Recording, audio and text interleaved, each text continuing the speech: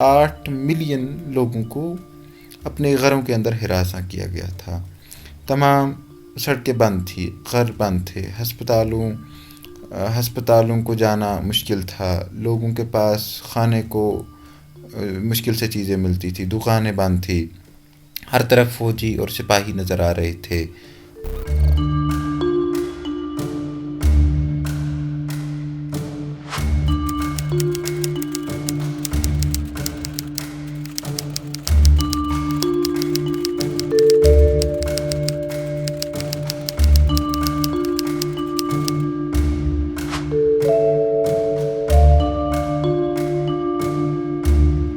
اجیت ڈوبھال 4 ماہ کی وزٹ پہ کشمیر آئے تھے. 4 ماہ کے اندر انہوں نے گاؤں گاؤں گھوم کر کشمیر کا کانسنسس لیا اور انہوں نے منسٹری کو یہ پیغام دیا کہ آپ آرٹیکل 370 ہٹائیے اور ایک بڑا قدم اٹھا لیجیے. امت شاہ نے 5 اگست کو اعلان کیا، لیکن 5 اگست سے پہلے ایک ایسا ماحول تیار کیا گیا تھا کہ لوگوں کو لگا تھا ایک زلزلہ آنے والا ہے اور لوگوں میں شور مچا ہوا تھا. ٹورسٹس کو باہر نکالا گیا تھا، ان کو وارننگ جاری کی گئی تھی. امرناتھ یاترا پہ پابندی لگائی گئی تھی. جتنے لوگ یہاں پہ موجود تھے ان کو کہا گیا تھا کہ آپ جلد سے جلد کشمیر چھوڑ کر جائیے. انڈین گورنمنٹ نے ری آرگنائزیشن ایکٹ کے تحت جموں کشمیر کو 2 حصوں میں منقسم کر دیا. ایک حصہ یونین ٹیریٹری آف لداخ کہلایا اور ایک حصہ union territory of Jammu and Kashmir کہلایا، اور ان دونوں کو مرکزی گورنمنٹ کے اندر تحت گورن کیا گیا.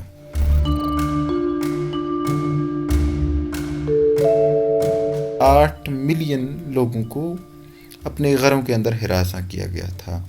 تمام سڑکیں بند تھی، گھر بند تھے، ہسپتالوں کو جانا مشکل تھا، لوگوں کے پاس کھانے کو مشکل سے چیزیں ملتی تھی، دکانیں بند تھی، ہر طرف فوجی اور سپاہی نظر آ رہے تھے، اور گویا کشمیر کو ایک قید خانے کی صورت میں پیش کیا گیا تھا. 5 اگست 2019 کو شروع ہوئی تھی. 5 اگست سے لے کر جون 2020 تک باقاعدہ طور پر وہ 2G کی صورت میں بعد میں کھل گیا، لیکن پہلے 8 مہینوں میں انٹرنیٹ سسپینڈڈ رہا اور کشمیر ہمیشہ کے لیے جس طرح دنیا سے الگ ہو کر کٹ کر رہ گیا تھا.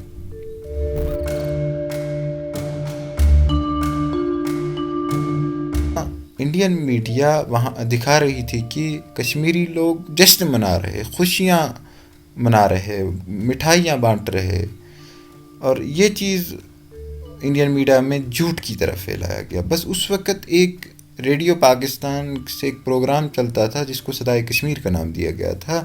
وہ لگ بھگ 7-8 ماہ تک چلا اور ان 7-8 ماہ تک وہاں سے کشمیر کی نیوز ہمیں حاصل ہوتی تھی. باقی جتنے بھی نیوز آؤٹ لیٹس تھے، انٹرنیٹ کا سلسلہ تھا، یہ سارا بند ہو چکا تھا، اور ہمیں اگر کوئی نیوز یا کوئی چیز شیئر کرنی ہوتی تھی تو ہمیں یہاں سے وہ ریکارڈ کر کے پہلے دلی جانا پڑتا تھا. بڑی مشکل سے، خوف کے مارے وہاں سے شیئر کر لیتے تھے، اور ہمارے لیے اس حد تک مشکلات تھی کہ ایک ای میل بھیجنا، ایک فارم بھرنا، کسی جاب کے لیے اپلائی کرنا، یہ ناممکن ہو چکا تھا. اور لگ بھگ اگست سے لے کر مارچ 2020 تک یہی سلسلہ رہا.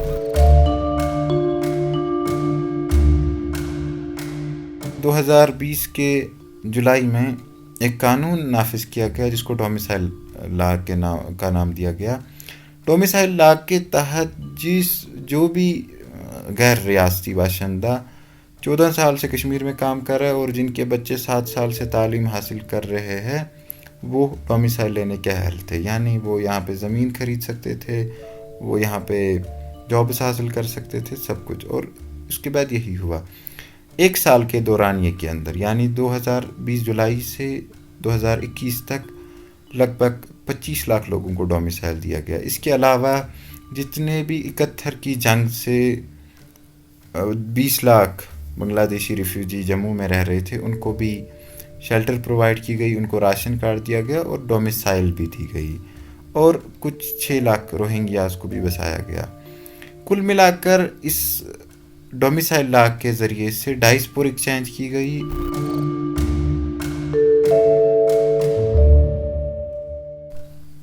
آرٹیکل 370 کے ایبروگیشن کے بعد کشمیر میں پیشنٹس کا ایک امڑتا ہوا سیلاب سامنے آ گیا، اور اس میں سب سے زیادہ تر لوگوں کی جو تعداد تھی وہ PTSD، پوسٹ ٹرامیٹک ڈس آرڈر، سٹریس اور ڈپریشن جیسے مسائل کا شکار ہو چکی تھی۔ اور جب وہاں کی رپورٹنگ کی گئی تھی تو اس دوران میں نے دیکھا تھا ٹراما سینٹرز میں 2019 اس کے بعد جب میں 150 گنا اضافہ ہو گیا، یعنی جہاں 70 پیشنٹس آتے تھے وہاں پہ 250-300 پیشنٹس ایک ڈاکٹر کو دیکھنے پڑتے تھے، جن پر 370 کے ٹوٹنے کا وہ ٹراما جو تھا ایک ایفیکٹ اس کا پڑ گیا تھا۔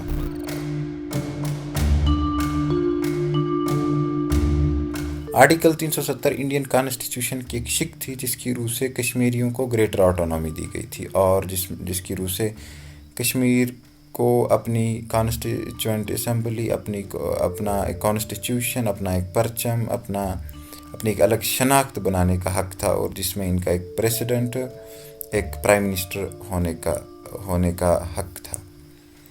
البتہ 1965 کے بعد وہ پرائم منسٹر کا پد ختم کر کے چیف منسٹر کر دیا گیا جب غلام محمد صادق کی گورنمنٹ آئی تھی۔